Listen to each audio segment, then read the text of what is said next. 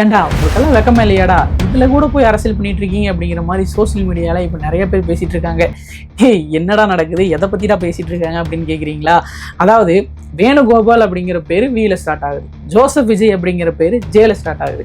அப்ப ஜேக்கு பின்னாடி தானே வி வருது, அப்ப விஜய் அவர்கள் பேரு தானே மேல இருக்கணும், ஏன் வேணுகோபால் அப்படிங்கிற பேரு மேல இருக்குது அப்படிங்கிற மாதிரி சோசியல் மீடியால நிறைய பேர் பேசிட்டு இருக்காங்க. என்னங்க எனக்கு ஒண்ணுமே புரியல. அதுதானே எனக்கும் புரியல. யாரா வேணுகோபால், யாரு பேர்ரா மேல இருக்குது, விஜய் பேர் ஏன்டா கீழ் இருக்குது, எதை பத்திர பேசிட்டு இருக்க, எதை பத்திர சோசியல் மீடியால சண்டை போட்டுட்டு இருக்காங்க அப்படின்ட்டு கேட்கற உங்களுக்கும் பாத்தீங்கன்னா ஒரு மாதிரி இருக்கும். பார்த்தா எனக்கு ஒரு மாதிரி பைத்தியம் பிடிச்ச மாதிரி ஆயிப்போச்சு.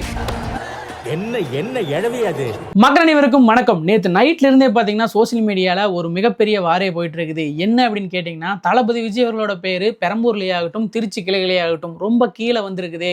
ஏன் கீழே வந்துச்சு, தேர்தல் ஆணையம் இதுலயும் சதி பண்ணிட்டாங்களே அப்படிங்கிற மாதிரி ஒரு சில தரப்பினர் பேசிட்டு இருக்கிறாங்க. என்ன பறக்கானது, இந்த தேர்தல காசு வாங்கிட்டாங்க. அதாவது என்ன அப்படின்னு கேட்டீங்கன்னா, விஜய் அவர்கள் பேரை வாண்டடா கீழே போட்டிருக்காங்க, சுயேட்சை நிக்கிறவங்க பேரெல்லாம் மேல போட்டிருக்காங்க அப்படிங்கிற மாதிரிலாம் சொல்லிட்டு வராங்க.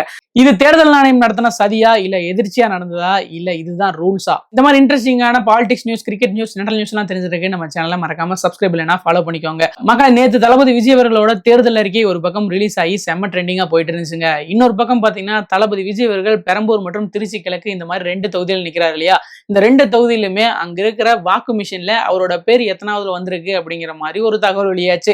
அதாவது பாத்தீங்கன்னா, பெரம்பூர்ல தளபதி விஜய் அவர்களோட பேர் பாத்தீங்கன்னா 16வது இடத்துல இருக்குது. அதுவே திருச்சி கிழக்கில் எடுத்துக்கிட்டீங்கன்னா தளபதி விஜய் அவர்களோட பேர் பாத்தீங்கன்னா 13வது இடத்துல இருக்குது. என்னடா இவ்வளவு பின்னாடி இருக்குது, எப்படி மக்களுக்கெல்லாம் தெரியும், மக்கள் கன்ஃபியூஸ் ஆக மாட்டாங்களா? ஆல்ரெடி இங்க பல விஜய் இருக்கிறாங்களே, இதுல எப்படி விஜய் அவர்களை ஐடென்டிஃபை பண்ணுவாங்க அப்படிங்கிற மாதிரி நிறைய கேள்விகள் இருக்குது. இவ்வளவு பின்னாடி இருக்கிறதுனாலதான் மக்கள் எல்லாமே பாத்தீங்கன்னா இது தேர்தல் ஆணையம் சதி பண்ணிட்டாங்களே அப்படிங்கிற மாதிரி நிறைய பேர் பேசிட்டு வந்துட்டு இருக்காங்க. ஆனா இது உண்மையா அப்படின்னு கேட்டீங்கன்னா கண்டிப்பா இல்லைன்னு தான் நான் சொல்லுவேன். இதுக்கு பின்னாடி ஒரு சில விஷயங்கள்லாம் இருக்கு. அதெல்லாம் தெளிவா தெரிஞ்சுக்கிட்டீங்கன்னா இதுக்கு பின்னாடி இருக்கிற அரசியலை நீங்க தெரிஞ்சுக்கலாம். மக்களை, ஒரு எலெக்ஷன் நடக்குது அப்படின்னா தேர்தல் ஆணையம் பாத்தீங்கன்னா நிறைய விதிமுறைகளை வகுப்பாங்க. அந்த விதிமுறைகள் பாத்தீங்கன்னா ஒவ்வொரு விஷயத்துக்கும் பொருந்துங்க. அதாவது என்னன்னா, எலெக்ஷன் நடக்கிற டேட்ல இருந்து, அதாவது மின்னணு வாக்கு மிஷின்ல இருந்து எல்லாத்துக்குமே ஒரு சில விதிகள் வகுத்து வச்சிருப்பாங்க. ஒரு தேர்தல் ஆணையம் எந்த கட்சிக்கு முன்னுரிமை கொடுப்பாங்க? ஒரு தேர்தல் ஆணையம் பாத்தீங்கன்னா ஒரு பெரிய செலிபிரிட்டி எலெக்ஷன்ல நிக்க போறாரு, அவர் பேர் முன்னாடி போட்டலாம் அப்படின்னு சொல்லுவாங்க நினைக்கிறீங்க? கண்டிப்பா கிடையாதுங்க. அதே மாதிரி இப்ப அவர் தான் முதலமைச்சரா இருந்தாரு, இப்ப மறுபடியும் அவர் தான் எலெக்ஷன்ல நிக்கிறாரு, அவர் பேரை முன்னாடி போடலாம் அப்படின்னு நினைப்பாங்க நினைக்கிறீங்க? கண்டிப்பா அப்படின்னு கிடையாதுங்க. அப்புறம் எப்படா தேர்தல் ஆணையம் தன்னோட பேர்களை எல்லாம் வரிசைப்படுத்துறாங்க அப்படின்னு நீங்க கேட்டீங்கன்னா, அங்கீகரிக்கப்பட்ட கட்சி அப்படின்னு ஒரு விஷயம் இருக்குது. அதாவது பாத்தீங்கன்னா, இப்ப டிஎம்கே, ஏடிஎம்கே எல்லாம் ரொம்ப பழமையான கட்சி, அவங்க எல்லாம் அங்கீகரிக்கப்பட்ட கட்சி, தேர்தலில் நின்று தன்னோட வாக்கு விகிதத்தை அவங்க நிரூபிச்சவங்க. அதனால அவங்க எல்லாருமே பாத்தீங்கன்னா அங்கீகரிக்கப்பட்ட கட்சியா தான் இருக்கிறாங்க. அதனால பாத்தீங்கன்னா அவங்களோட பேர் தாங்க மேல வரும். அதுவும் பாத்தீங்கன்னா அகர வரிசைப்படி தான் வரும். அங்கீகரிக்கப்பட்ட கட்சிக்கு கீழே பாத்தீங்கன்னா புதுசா யாரெல்லாம் கட்சி ஆரம்பிச்சு அதை ரெஜிஸ்டர் பண்ணிருக்காங்களோ அவங்களோட பேரெல்லாம் வருங்க. அதுவும் பாத்தீங்கன்னா அகர வரிசை மொழி தான் வரும். அங்கீகரிக்கப்பட்ட கட்சிக்கு கீழே பாத்தீங்கன்னா இப்ப புதுசா கட்சி ஆரம்பிச்சிருப்பாங்க இல்லையா, அங்கீகரிக்கப்படாம இருக்கும் இல்லையா, அவங்களோட பேர்கள் எல்லாம் வரும். அதுவும் பாத்தீங்கன்னா அகர வரிசைப்படி தான் வரும். இதுல பாத்தீங்கன்னா அந்த வாக்கு மிஷின்ல விஜய் அவர்களோட பேர் வந்திருக்குது இல்லையா, விஜய் அவர்களோட பேர் பாத்தீங்கன்னா 16வது இடத்துல இருக்குது.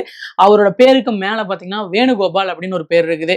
அதாவது வேணுகோபாலுங்கிறதுக்கு வி வருது இல்லையா, விஜய் அவர்களோட பேர் பாத்தீங்கன்னா ஜோசப் விஜய், ஜேல வருது இல்லையா, ஜேதாப்பா ஃபர்ஸ்ட் வருது, வி லாஸ்ட்ல தானே வருது. அப்ப பாத்தீங்கன்னா விஜய் அவர்கள் பேர் தானே மேல வந்திருக்கணும் அப்படிங்கிற மாதிரி எல்லாரும் கேள்வி எழுப்பிட்டு வந்துட்டு இருக்காங்க. ஆக்சுவலா பாத்தீங்கன்னா தேர்தல் ஆணையம் இங்கிலீஷ்ல எல்லாம் எடுத்துக்க மாட்டாங்க, தமிழ் அகர வரிசை முறை தான் எடுப்பாங்க. அதனால பாத்தீங்கன்னா வேணுகோபால் அப்படிங்கிறது வே வா அப்படின்னு ஒரு வார்த்தை வருது இல்லையா, தமிழ் வார்த்தைப்படி அது வா அப்படிங்கிறது மாதிரி வருது. இதே மாதிரி ஜோசப் விஜய் அவர்களோட பேருக்கு முன்னாடி இருக்கிற வார்த்தை பாத்தீங்கன்னா ஜோ, அதாவது ஜா வரிசை.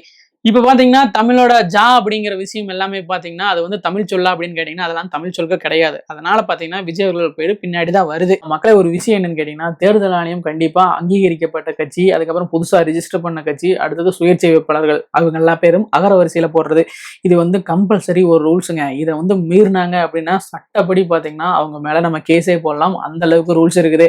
ஆனா கண்டிப்பா அந்த தப்பெல்லாம் அவங்க பண்ண மாட்டாங்க. இங்கேயும் பாத்தீங்கன்னா அந்த தப்பெல்லாம் அவங்க பண்ணவே இல்லை. இதுல இன்னொரு விஷயம் என்னன்னு கேட்டீங்கன்னா, திருச்சி கிளைகளும் விஜய் அவர்களோட பேர் பாத்தீங்கன்னா 13வது இடத்துலதான் இருக்கு. சோ அதுலயும் பாத்தீங்கன்னா ஆல்ரெடி பாத்தீங்கன்னா அதுக்கு முன்னாடி சேம் இதே ப்ரொசீஜர் தான் ஃபாலோ பண்ணிருப்பாங்க. பெரம்பூர்ல எல்லாம் ஈஸியா ஞாபகம் வச்சுக்கலாங்க. ஏன் அப்படி சொல்றேன் அப்படின்னு கேட்டீங்கன்னா, ஒரு வாக்கு மிஷின்ல மொத்தமாவே 16 பேர் தான் இன்சர்ட் பண்ணவே முடியும். அப்ப முதல் இடத்துல யாரோ ஒருத்தர் இருப்பாங்க, பெரிய அங்கீகரிக்கப்பட்ட கட்சி.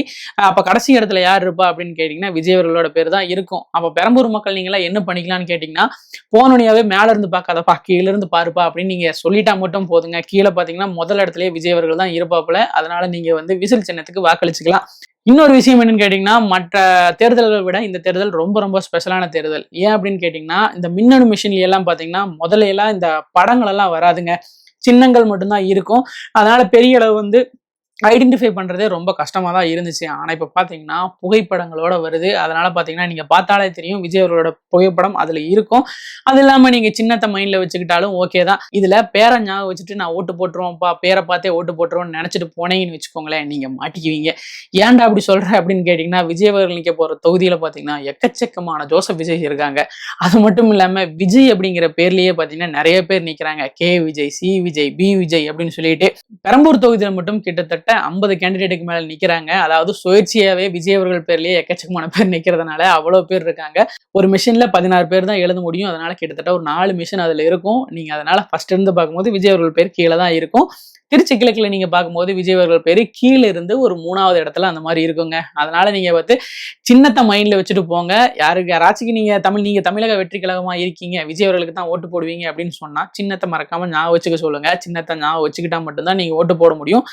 பேரை வச்சுட்டு போனீங்க அப்படின்னு சொன்னீங்கன்னா கண்டிப்பா வேற ஒரு விஜய்க்கு ஓட்டு போட்டு வர்றதுக்கு அதிக வாய்ப்புகள் இருக்குது. நியூஸ் தான் இப்போ சோசியல் மீடியா எல்லாம் ஃபுல்லா போயிட்டு இருக்குதுங்க. அதாவது விஜய் அவர்கள் பேர் 16வது இடத்துல இருக்குது அப்படி இப்படின்ட்டு.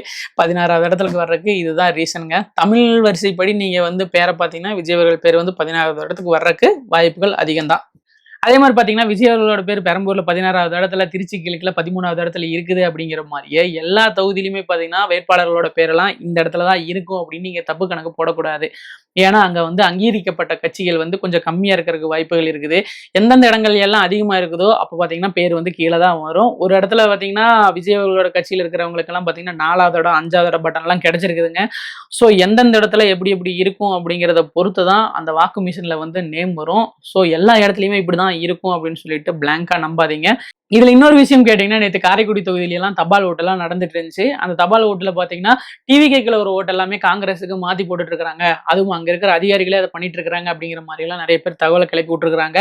அதனால பாத்தீங்கன்னா டிவிகேல இருக்கிற அந்த தொகுதியில நிக்கிற பாத்தீங்கன்னா பிரபு அவர்கள், டாக்டர் பிரபு அவர்கள் அங்க எல்லாம் போய் போராட்டம் எல்லாம் நடத்திருக்காங்க அப்படிங்கிற மாதிரி எல்லாம் சொன்னாங்க.